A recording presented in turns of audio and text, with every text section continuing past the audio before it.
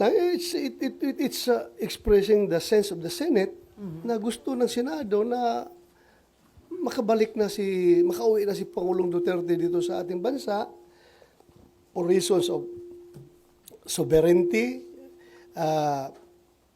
reconciliation, if you want it to be also a factor, and also humanitarian consideration. Dahil ang alam natin ngayon is Pangulong Duterte ay butot balat na daw, masyadong mahina na, at nagbigay na nga daw ng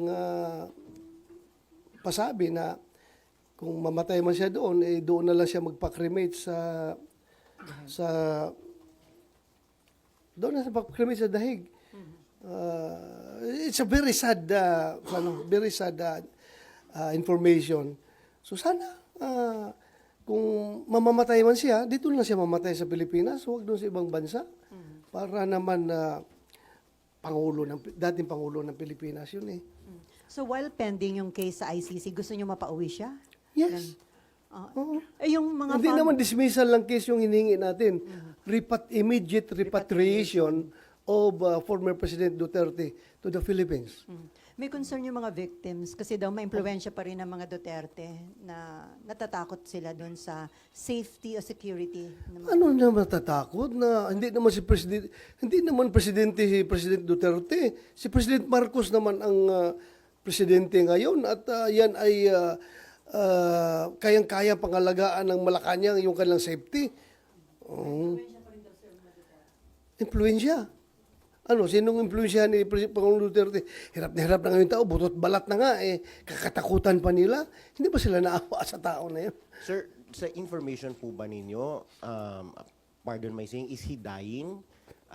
Kasi po, nagbigay ng will. Sa pagkakaalam niyo po ba, is he dying? Well, hanggang speculation lang tayo as to his present health status. Pero yun nga, sabi naman ni Ma'am VP.